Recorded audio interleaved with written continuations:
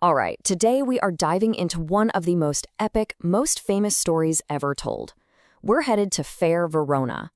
Now, on the surface, this city is beautiful, but just underneath, it's absolutely boiling over with this ancient, deep-seated hatred.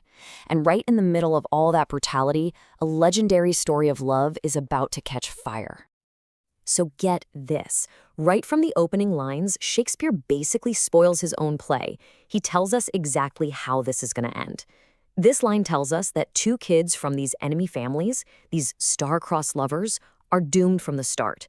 It means their fate is literally written in the stars, and every single choice they're about to make is just going to pull them closer and closer to that tragic end. No turning back. So what's really driving this whole tragedy? Well, it all comes down to a bitter, ancient feud. The play calls it an ancient grudge, and it's like a poison that has infected the entire city, pitting two of Verona's most powerful families against each other. Okay, let's meet the two sides. In this corner, we've got the House of Montague, and that's where we find our guy Romeo. And in the other corner, the House of Capulet, home to their daughter Juliet. Now, these families are total equals in terms of money and status, but they are stuck in this endless cycle of violence that's been going on for generations. And our two heroes? They were born right into the middle of this war zone.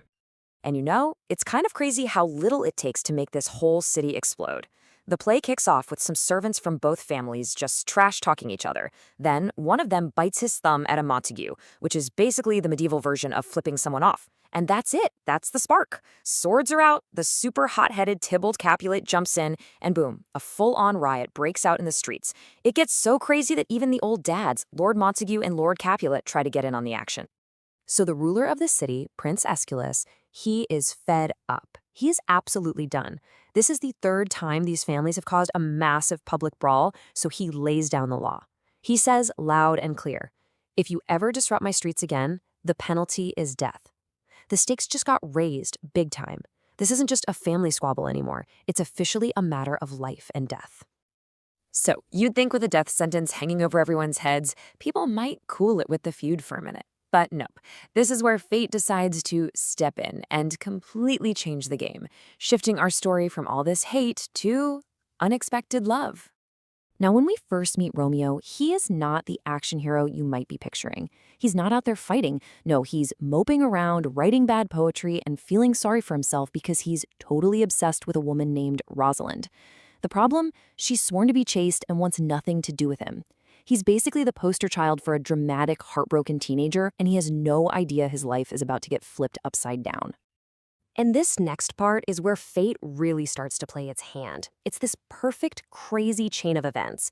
A Capulet servant is carrying a guest list for a big party, but he can't read. So who does he randomly bump into and ask for help? Romeo, of course. Romeo reads the list, sees Rosalind's name on it, and decides, you know what, I'm going to crash my enemy's party to see her. So Romeo's whole plan is to see Rosalind. But that plan lasts for about 5 seconds, because then, across the room, he sees Juliet. And just like that, it's over. Rosalind? Who? He is completely thunderstruck. He literally says, "Did my heart even know what love was until right now? I've never seen true beauty before this moment. It's instant. It's electric." Romeo walks right up to her, and their conversation is just pure chemistry. They don't do small talk. They actually speak a perfect sonnet, a poem to each other, right on the spot. I mean, the connection is insane. They touch hands, and then before they even know each other's names, they share their first kiss. But that perfect, magical moment gets shattered almost immediately. As the party's winding down, Romeo asks the nurse who Juliet is. And the answer just hits him like a ton of bricks. She's a Capulet. At the exact same time, Juliet asks her nurse about the mysterious guy she just kissed. And she gets the devastating news. His name is Romeo, and he's a Montague. And this line from Juliet, it just says it all, doesn't it? It perfectly captures the absolute tragedy of their situation. The one person in the entire world she feels this incredible, cosmic connection with is the one person she's been raised to hate. It's the ultimate paradox. Her only love comes from her only hate. So what do you do when you fall in love with your sworn enemy? Well, if you're Romeo and Juliet, you don't even hesitate. Their passion is so strong it completely outweighs the danger. So they decide to defy everyone and everything, and they start making a plan. Romeo just can't stay away. After the party, he sneaks back into the Capulets' property. He hides in the orchard, looks up, and there's Juliet on her balcony. She's just talking to herself, and he overhears her. She asks, "O Romeo, Romeo, wherefore art thou Romeo?" Now, she's not asking where he is. Wherefore means why. She's asking, why do you have to be Romeo? Why do you have to be a Montague? So Romeo just steps out of the shadows, which probably scared her half to death. But they immediately agreed that their last names are just labels. They don't matter. The person is what matters. And in this one conversation, under the moonlight, they go from 0 to 100, deciding right then and there to get married in secret, like the very next day. So who do you go to for help with a secret wedding to your family's enemy? Well, Romeo goes to his priest, Friar Lawrence. The friar's pretty shocked, especially since Romeo was just sobbing over Rosalind yesterday. But then he gets this huge, risky idea. He thinks, maybe, just maybe, this marriage could be the one thing that finally ends the feud. It's a massive gamble, but he agrees to do it. Now, the last piece of their conspiracy is Juliet's nurse. She loves Juliet more than anything, so she agrees to be the secret go-between, running messages back and forth. The plan works perfectly. Juliet says she's going to confession, but instead she meets Romeo at Friar Lawrence's cell, and they get married. They did it. For one brief, shining moment, it seems like love might actually win. But that moment of hope, it doesn't last long. The ugly world of hate they tried to escape comes roaring back, and it's about to shatter everything just hours after they said, "I do." Remember Tybalt, Juliet's cousin, the one with the really bad temper? Well, he never forgot about Romeo crashing the Capulet party, and he's been looking for revenge. Just a few hours after the wedding, he finds Romeo hanging out with his friends, and you just know this is not going to be a friendly chat. And what happens next is just a chaotic, tragic domino effect. Tybalt challenges Romeo, but Romeo, who is now secretly married to Tybalt's cousin, refuses to fight. He tries to keep the peace. But Romeo's best friend, Mercutio, thinks he's being a coward, so he draws his own sword to fight Tybalt. Romeo tries to break it up, but as he steps between them, Tybalt stabs Mercutio under Romeo's arm.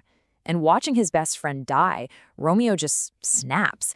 He's blinded by rage, forgets all about Juliet for a second, and he kills Tybalt. As Mercutio is dying, he says one of the most famous lines in all of literature. And remember, he's not a Montague or a Capulet. He's just caught in the middle. He looks at them and he curses them, screaming, "A plague, O both your houses!" He knows he's dying because of their stupid, pointless feud, and his words just hang in the air like a prophecy of all the pain that's still to come. When the prince arrives at this scene of carnage, everyone expects him to carry out his death sentence. But there's a slight twist. Because Tybalt started it by killing the prince's own relative, Mercutio, he shows a little bit of mercy. Romeo's punishment isn't death, it's banishment. He has to leave Verona immediately and never come back, or he will be executed. And suddenly, they are in a completely impossible situation. Just think about this mess. Romeo is now in exile, forced to leave his new wife forever. Juliet is trapped at home, secretly married to the guy who just killed her cousin. And, as if that's not bad enough, her father, who has no clue what's really going on, decides the best way to cheer her up is to force her to marry another guy, Paris, in just 3 days. So they're completely trapped. They're trapped by their families, by the law, by their own impulsive choices. Their secret marriage didn't bring peace, it brought more death and a separation that feels just as final as death. Which leaves us with the biggest question of all. In a world that seems designed to rip them apart, is there any hope left for them? Can their love possibly survive this?